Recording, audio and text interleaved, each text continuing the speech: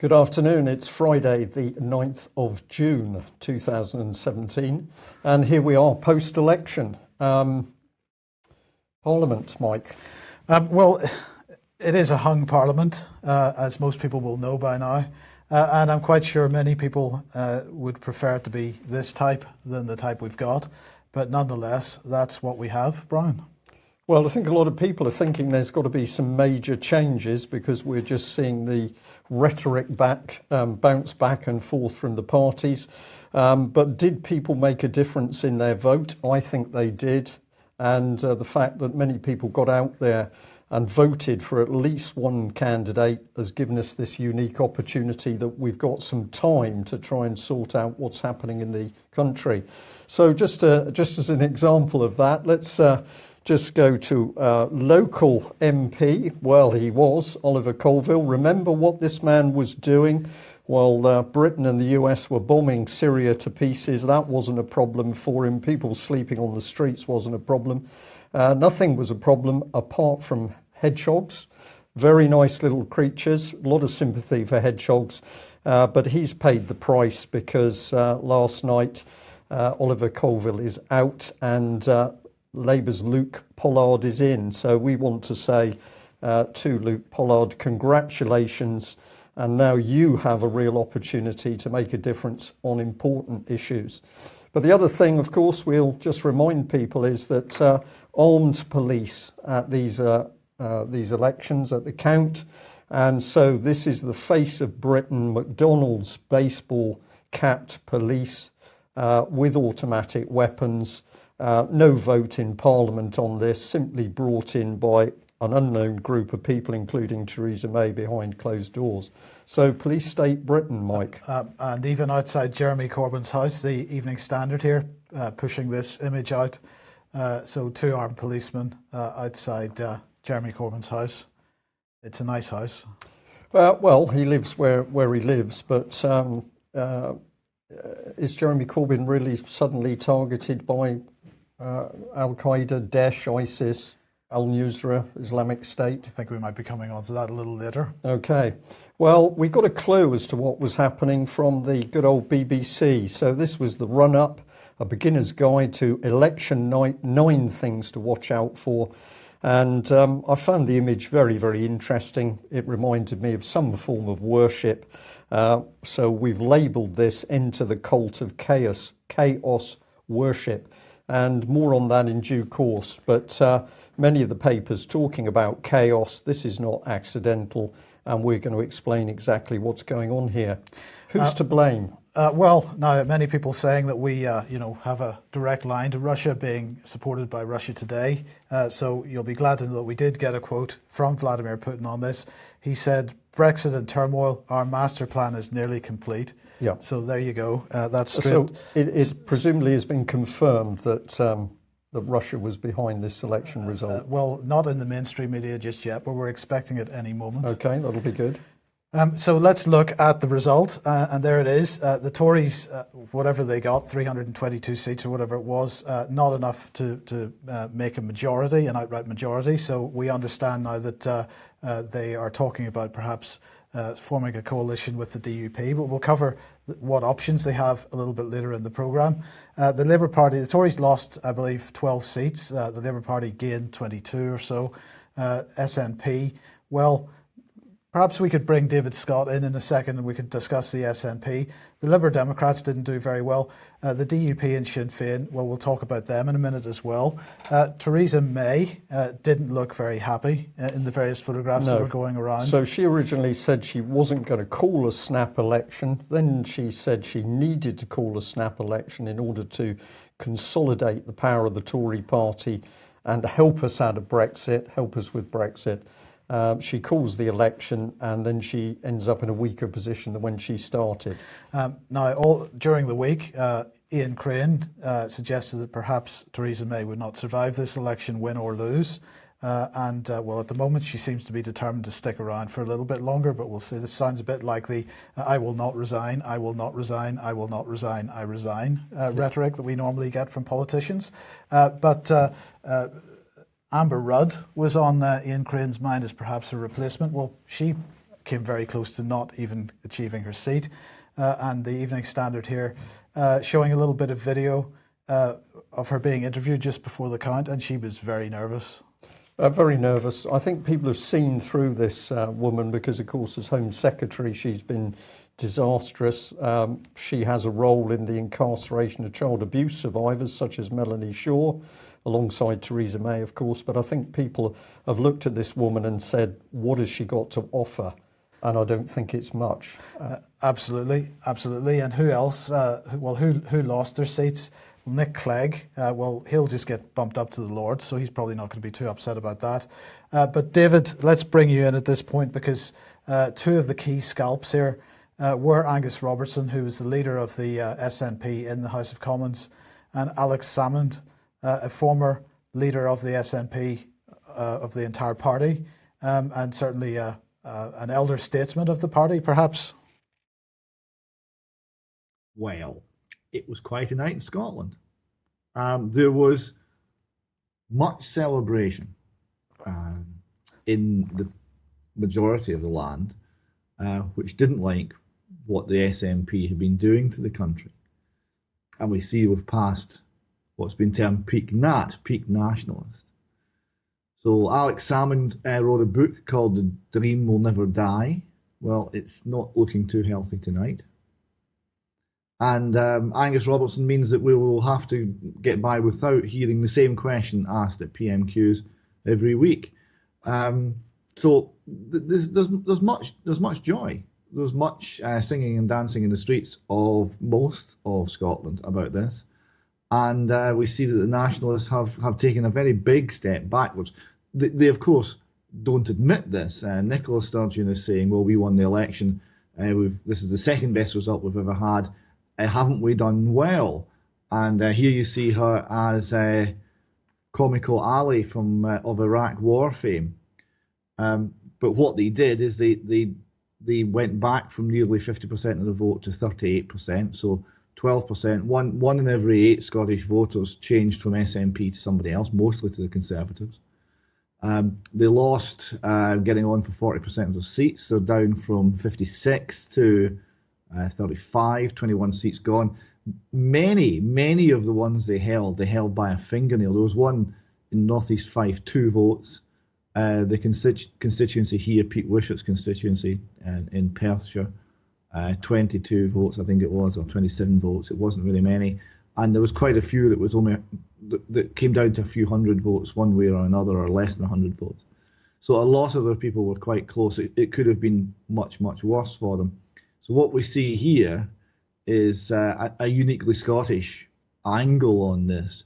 The election in Scotland was about the Union. It seems that all elections in Scotland now are about the Union. So this tweet here, the text has been, the True Patriot has put a little bit of irony at the top. This increased reduced majority gives me another cast iron minority mandate for IndyRef 2. and this was the unique feature of the Scottish election, because the reason that the Tories did quite well in Scotland was that they focused on independence, and this was something that the SNP did not want to do.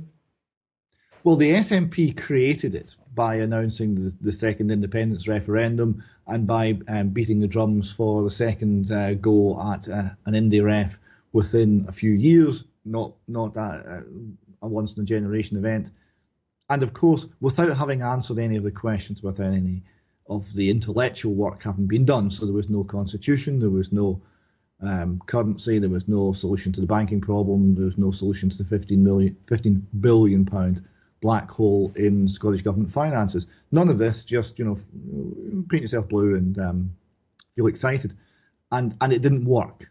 So that was what the Scottish election was about. It was about maintaining Great Britain, the United Kingdom as a country, and not going down the route of what is termed Scottish nationalism, but is of course very pro-EU, very internationalist, but very, very anti-British. David, if I may, I just wanted to say thank you to a gentleman called Derek who called me fairly early this morning from Scotland to say that he had discovered the UK column in November last year. He said, I've been watching all of the reports and the news and the work, and I want to say thank you very much. He said, I particularly wanted to thank you for the guidance you've given as to what's really been going on, and it made a difference in how I voted in Scotland. So that was a really wonderful phone call to come in early this morning. Interesting times. We're clearly beginning to we're able to communicate now with viewers and listeners about what's really going on in this country, and that feedback, wonderful. My question to you is, do you think the named person scheme and all the work that you and many others did to highlight the dangers of the named persons scheme in Scotland, do you think that this provided at least some of the backlash, as it were, on SNP? Very interesting you raised that, because we've not discussed this, but I think that was the defining point when the tide turned on the SNP, when the shine started to come off what they were selling. People started to realise what they were really like. The totalitarian tendencies started to show. I remember when it was first questioned in the Scottish Parliament in Holyrood, there was a look that went along the SNP front bench of incredulity that anyone was actually opposing them, that anyone was actually calling them on this. They felt confident that the social justice narrative that they'd bought into would carry all before it. And that was the first time that an idea of individual liberty actually raised its head and pushed back. So yes, I think named person was the start of what you're now seeing unravelling for the SNP. And having said that, I think we must add to that, this again shows that when people take simple actions to challenge the state, to challenge the political representatives, when people do quite simple things in numbers, they can make a difference. And I think this has got to be the message from here on. Many people saying, yes, but what do we do now? Well, it seems to me this election has bought us time. Things are still very dangerous, but we're now beginning to see what happens when many people take simple actions in a measured, calm, measured way. They can achieve a difference and make a different result. Well, that's Scotland. Let's have a look at Northern Ireland. And the picture quite spectacular because, well, if we give a little bit of background to this, of course, over the last several months, possibly up to a year, there has been quite a bit of rhetoric in the press about what's going to happen to Ireland and to Northern Ireland as a result of Brexit. Are we going to go back to having a hard border between, well, in fact, there never really was a hard border because there was already an agreement between Northern Ireland and the Republic of Ireland before the European Union came on the scene. And so what was going to happen here? So this is kind of causing division and pushing people towards the extremes. So here we have now two colours only, with the exception of one constituency in North Down, at the top of the north of the Arts Peninsula. There we've got two colours: the DUP in the north and the east, and Sinn Féin in the south and the west, with the exception of West Belfast, which is Sinn Féin. So the DUP takes 10 seats. Sinn Féin, I think it's 7. And one independent constituency, but really the Ulster Unionist Party, the Alliance Party, the SDLP, the smaller parties completely locked out of this election as people have moved to the extremes in order to, being driven by, amongst other things, the whole rhetoric over Brexit. So this is pretty spectacular. Now what it does is it gives 10 seats to the Democratic Unionist Party, and as we've said, Theresa May talking about possibly forming a coalition with them, or at least she's that's now been agreed, Mike. Well, I think they haven't quite agreed it. Okay. So anyway, we'll keep an eye on that. I could be wrong about that, but that's where we are, and not the best situation, David. Really, as opinions move to the opposite poles. And to some extent, we saw the same in England, because the smaller parties got squeezed again, and it became much more of a two-party runoff. The Conservative vote was relatively high, and on a similar percentage of the vote, Tony Blair had won one of his landslides. But that's when the opposition was split between many other parties. and with the way the first past the post system operates, all the seats came in barrel loads to, in that case, the Labour Party. Here it didn't happen because we're back to a two-party system. UKIP has disappeared, and the views that it represented, which were clearly very popular, clearly represented a lot of people. Who's representing those people now? I'm not actually very sure. And the Liberal Democrats are becalmed, so we're back to two-party rule. Some good points in there, but David, and we looked at a little bit of analysis. I think that in total UKIP had 500, I think it was 593,000 votes. So just to give an idea of the scale of it, let's remember the 17 million who voted for Brexit. Where do those people stand now? But I'm just going to pick up on a comment in the chat box. Somebody said, well, I'm a bit puzzled because we've now got a bad situation, and the UK columns seem to be supporting it. What we said before the election was we needed to buy time, because if Theresa May had established a working or substantial majority, she would have run in the dictatorship, the Tory coup, as we called it, in no time at all. What we've now got is a fractious situation, so it's chaotic. I'm just going to come on to that. But what this has bought is time for people to really see through what's going on and to start taking more action. So we don't think that the result is a solution. We simply think that the present political situation buys the wider population time to do the right things to start to get some proper solutions. So let's have a look at this, because we can maybe explain a few things. I just picked up this as a sub-headline within an article written by the Daily Telegraph, and it was Citibank predicts May will resign. Well, that simple headline raises all sorts of issues. How would they know? Well, I think they would know because, of course, ultimately they are controlling the politicians. And David, you'll have a chance in a minute to come back on that if you agree or disagree. But what an interesting little headline that we don't know what's going on. We don't know whether May's going to resign or not. But Citibank is pretty confident that May is going to go.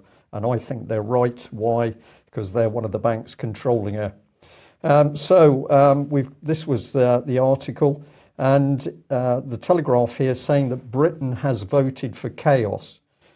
This is not a little accidental article. If you get into it, there's key articles here. We've got Britain votes for chaos, latest, and over here, coalition chaos, what happens next?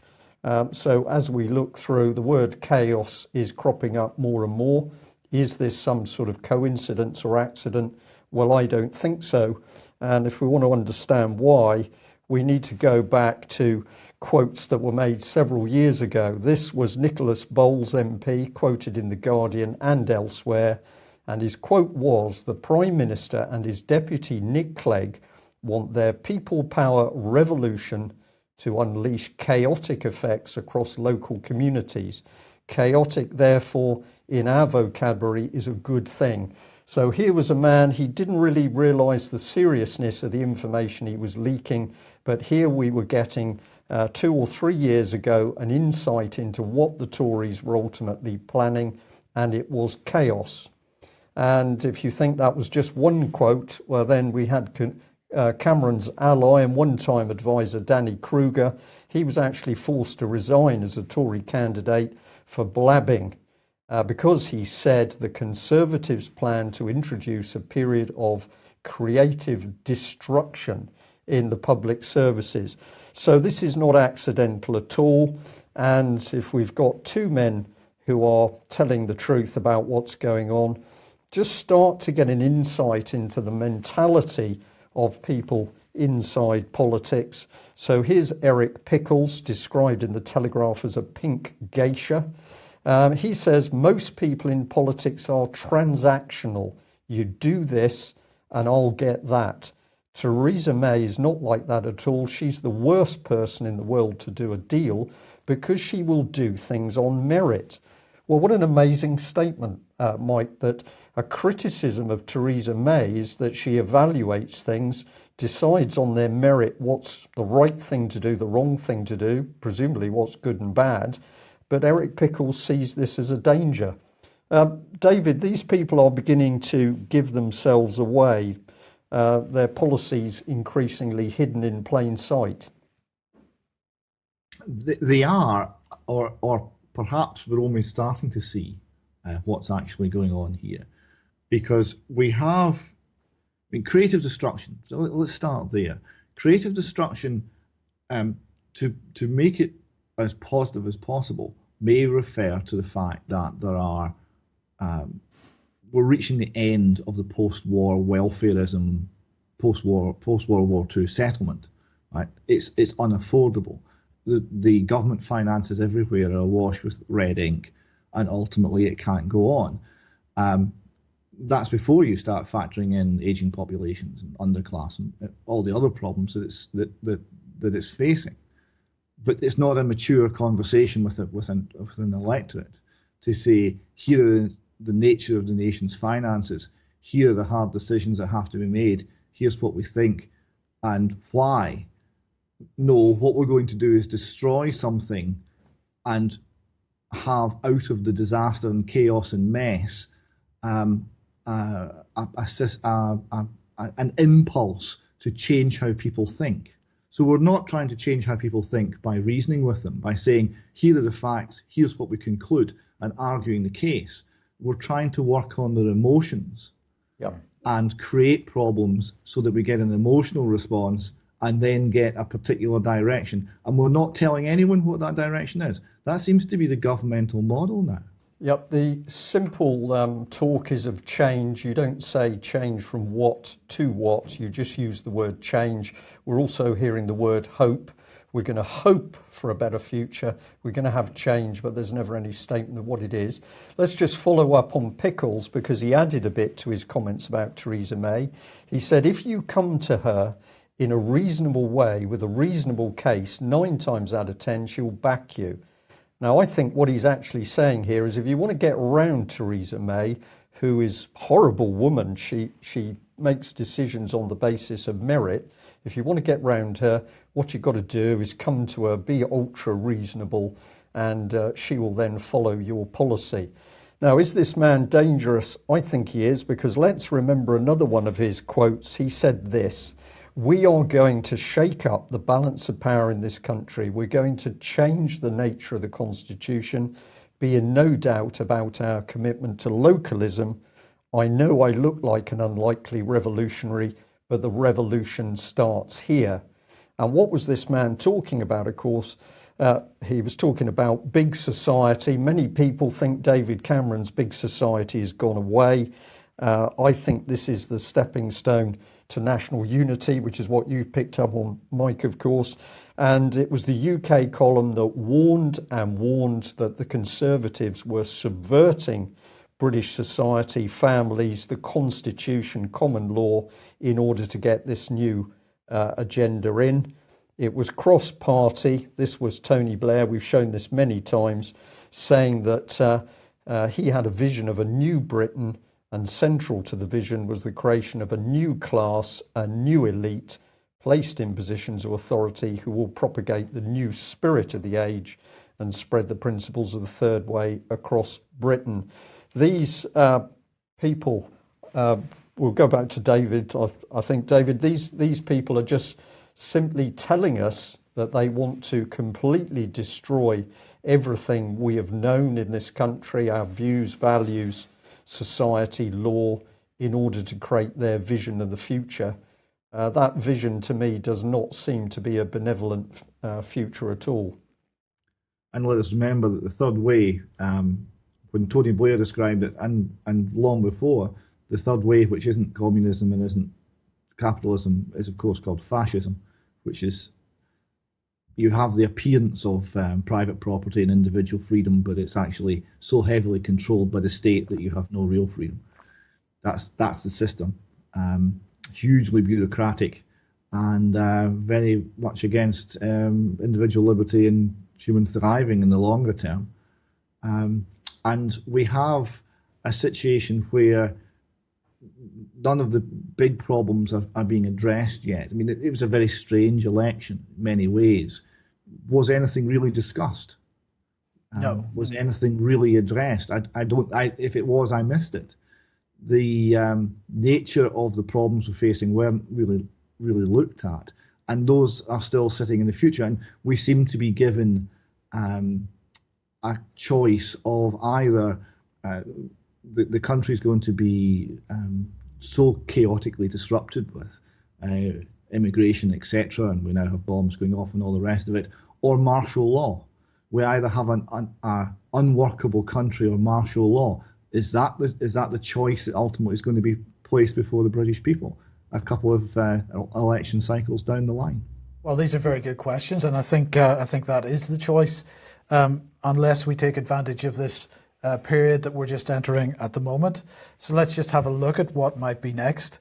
Well, we get a clue because John McDonnell has said that Labour is ready to form a minority government. Well, can they do that? Well, let's just have a look at what the process might be. So Theresa May is still Prime Minister. She remains Prime Minister unless she resigns, but she's not going to resign until a new government is formed, I don't think. The Tories have the largest number of votes, so they have the first attempt to form a government. Theresa May could form a minority government herself, but from what we've heard this morning, from her speech this morning, it sounds like she wants to try and encourage the Democratic Unionist Party to join her. They're saying that they don't need to enter into any kind of formal coalition agreement. They don't want to. I suspect perhaps they recognise what happened to the Liberal Democrats, who was the last party that attempted to form, that did go into coalition with the Tories, and what happened to them. But nonetheless, DUP saying not really necessary. So not quite sure where Theresa May stands at the moment. She could form a minority government. Jeremy Corbyn could form a minority government, as John McDonnell suggests. And as we've said, Tory DUP coalition is possible. Now, the Labour Party, David, correct me if I'm wrong, but the Labour Party have said that they would not enter, they said up before the election at least, that they would not enter into a coalition with the SNP, but I suppose it's possible. They could enter with a coalition with the Lib Dems and the Greens as well. I presume that would sort them out at the end of the day, but certainly they'd be a lot better off than they are at the moment. But perhaps the worrying aspect of this is that there's no particular time limit. There's no particular structure for how this process it continues. It might take 3 weeks. It might take 3 years. You just never know. The first kind of informal deadline is the 13th of June when Parliament sits once again. And the next informal deadline might be the 19th of June, which is the Queen's speech, where, of course, the new government is supposed to present its legislative agenda. That isn't really possible at the moment, so we have to wait and see. So let's see what might actually happen. Well, I suspect that what we're going to see in the coming weeks is an increase, more terrorist events, more of these types of things, shootings, bombings, stabbings, whatever it happens to be. We're going to increase the tension in this country.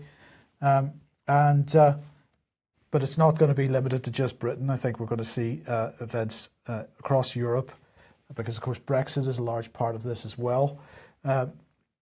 I think you've hinted at this already, David. We're going to see the intensity of these events rise to a level where perhaps a government of national unity is justified.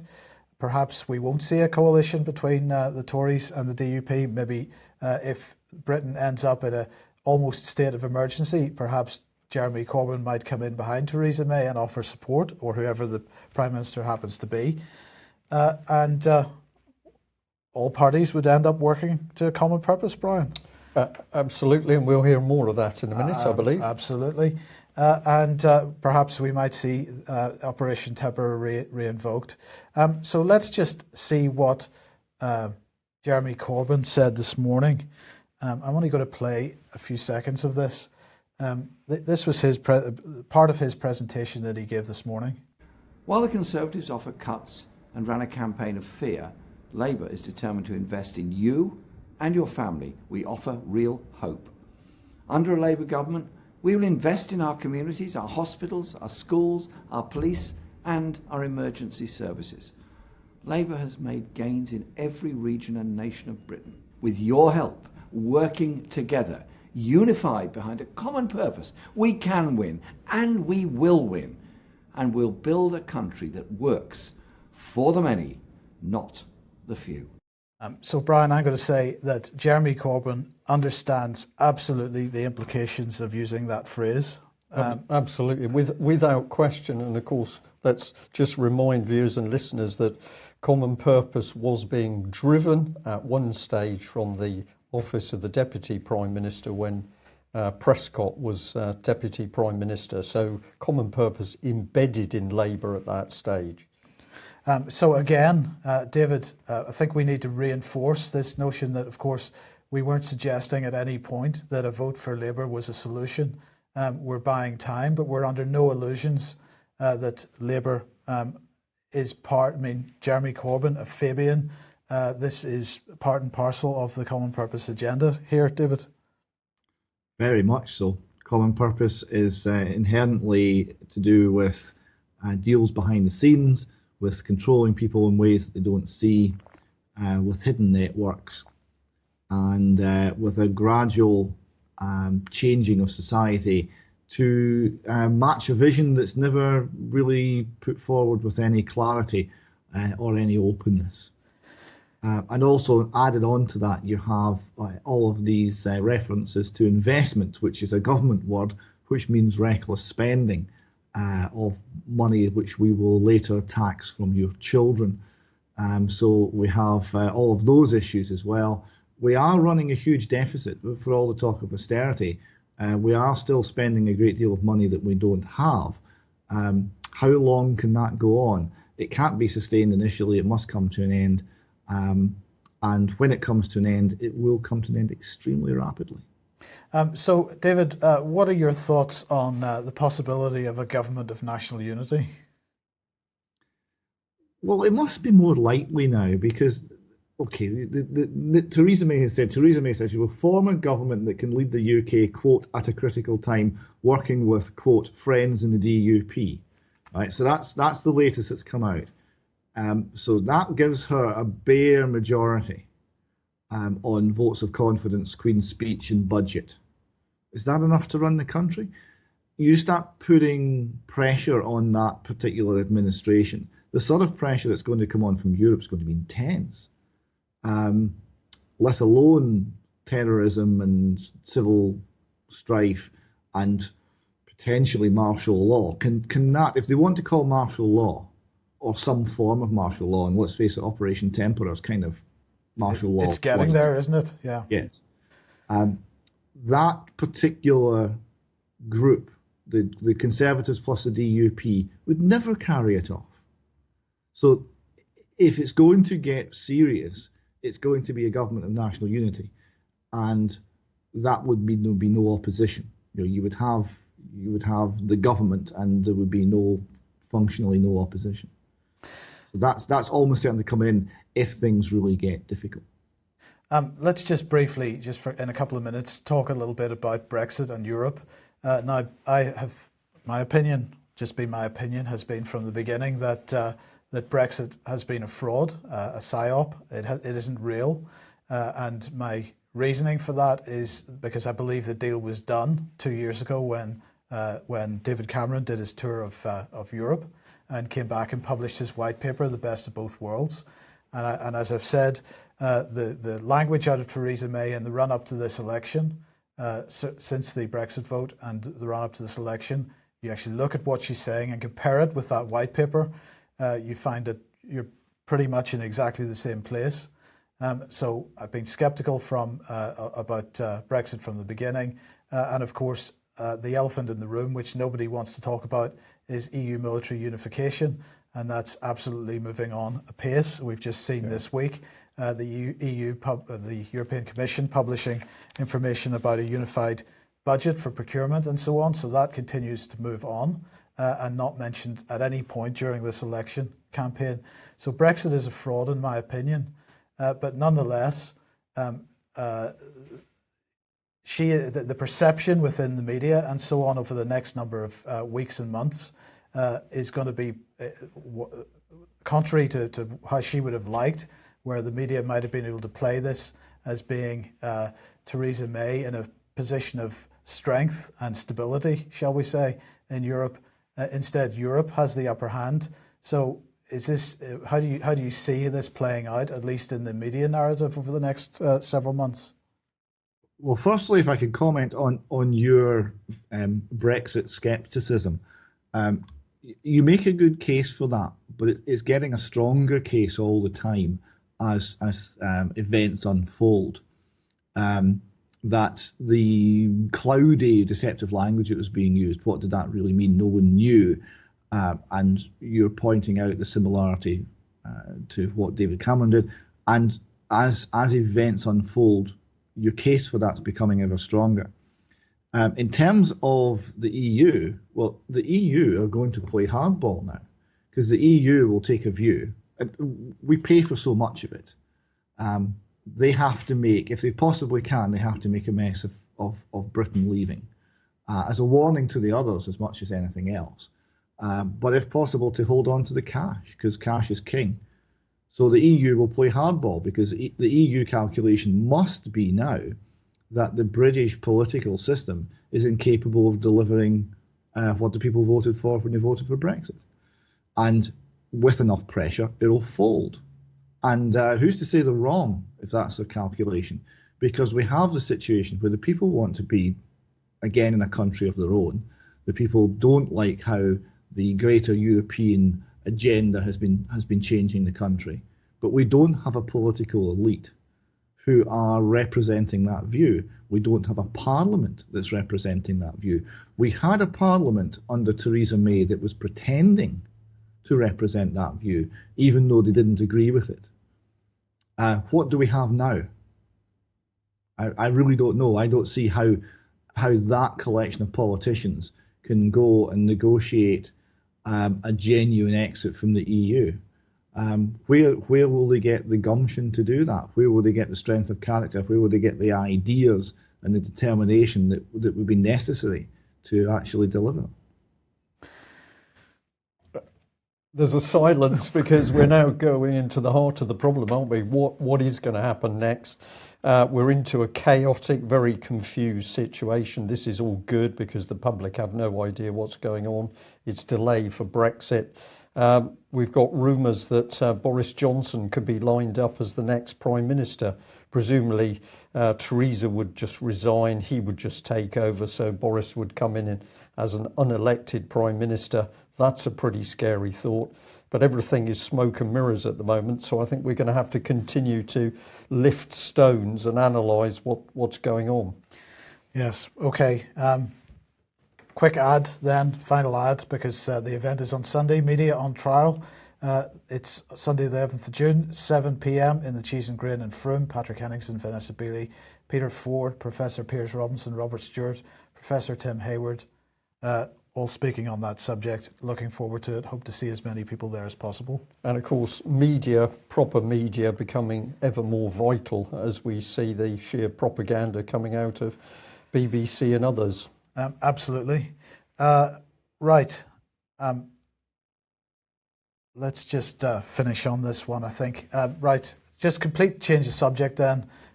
David, Gilad has set up a new campaign, the Antifa campaign. This is hilarious, and if you want some light relief and an example of the human spirit going the right direction, please seek this video out on YouTube. It is absolutely wonderful.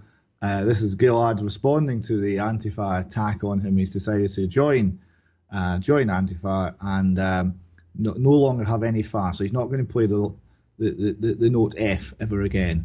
He's saying no to fa, and it's a wonderful video. Please make a point in looking that one out. Yes. So in order to understand that, we've got to realise that he's sitting in front of his piano. He is. He's dressed, and he's got his t-shirt in outside in, so it looks black on the outside. He has a red bandana and a rucksack, so he's really gone to town on looking Antifa, and yes, it gives you an idea of what he thinks of that particular form of the political spectrum. Yes. Okay. Okay, excellent. We'll leave it there. Well, we better just bring in Liar Liar, surely. Oh yeah, well, absolutely, go for it. think Yes. let's just move through a few. Why did we want to? Sorry, where are we? Here we are. Sorry, it's taken a bit of time to be there. But let's remember this Liar Liar video, Captain Ska, who produced a lot of response to Theresa May. And of course, wonderful music, very catchy. When you've heard it a couple of times, that music sticks in your head. This was one of the key shots. I really love this one, Theresa May and Boris. This is presumably the future Prime Minister of Britain, Boris Johnson. But Theresa was saying, we the Conservatives can build a better Britain, to which the refrain is liar, liar, of course. This was part of it, though. Broken Britain is not an accident. And of course, this is absolutely right. It's a planned event, and it's driven by the deep state and, of course, the criminal international bankers. So when we look at that video, and I think it's got over 2 million views now, the question that we have to ask is who funded it? And if you look at the People's Assembly, who've got their logo on that video, and you look at the list of tens and tens and tens of organisations that they say are working in partnership and helping to sponsor them, things get very interesting. We think the People's Assembly is actually part of George Soros's Open Society. I'm looking into this, so we can't say factually at the moment, but that's what we think. And therefore we can see that these very deep state powers with the bankers are actually manipulating everything that takes place in the election. And of course, some people saying that the swing that's taken place has partly been driven by young people, the universities and the unions. Absolutely correct. This was a quality engineered piece of propaganda to attack Theresa May. Who has paid for that propaganda video? That's the question we need to ask. And then I'm also going to say, people say, how do we see the people? How do we recognise the bad people? Don't look for parties. Don't look for generic labels. What we need to do is judge them by what they do and what they say. And when you've seen and heard what they do and say, then you can call them out using proper language. And how significant that in that video, of course, they used proper language. They didn't say Theresa May is a bit of a waffler. They said she was a liar. And this is one of the things that we must engage now. We must regain our language and describe these people as they really are. Having said that, it was a fun video. David, a few closing comments from you. A couple of things. It's very interesting that the young people and university students have been central in the move against Theresa May and the Conservatives, because the education system has long been a form of indoctrination, and it's taken people a lot of years to overcome their own education. If you look at what's happening all across the Western world, particularly in Canada, if those of us who follow Jordan Peterson's fight to maintain free speech in Canadian universities, we've seen that many of the university courses and subject areas are completely dominated by the ideas of social justice, which have gone to such an extreme as to be simply bizarre and extremely toxic of postmodern ideas which are completely contrary to human thriving. And this is what is being indoctrinated into the children. We had a case which I'm looking to get some more information on this week, where in Scotland, where 3-year-old children at a nursery school were given a lesson on the London terror attacks. Without the knowledge of the parents, they came home, started talking about the London terror attacks. Where did you find that out? And it had been discussed in the nursery school. These kids are 3, right? These are subject matters at that age that the parents should be introducing into the children's lives when at an appropriate age and appropriate time, not the schools without any consultation. So we're seeing strange things are happening to our children, and this is changing how people think. Ultimately, it's a battle of ideas, The disappointing thing about the election that we've just gone through is the dearth of ideas. We've got the nostalgia for ideas of the 1970s on the side of the Labour versus no ideas at all on the side of the Conservatives, which has been the remarkable thing about the election. And nostalgia has beaten nothing, which is not entirely surprising. We've gone through the point where the SNP in Scotland have been revealed to have also no real ideas about how to run a country, and they're being found out. Nicola Sturgeon, incidentally, I was hearing that 10 to 15 was going to be the magic number for a leadership challenge on Nicola Sturgeon. Now, she lost 21 seats, so watch that one quite carefully. So what we're going to need in the months and years to come is a proper discussion of the ideas and the direction the country is going to go in, and it's going to have to be a discussion that's going to be led by people out with the political realm. It has to be, because the politicians are simply not capable of having that mature discussion with the people. They're so busy trying to nudge us and control us that honesty is falling by the wayside. David, thank you very much. Excellent summary. Well, we're going to end on this day by saying that we think this is the start. We are not downhearted. We have bought time. This election has bought the country time. Can we do something about it? Yes, we can. We just need to get many more people activated and understanding what is really going on. We need to break them out of party politics.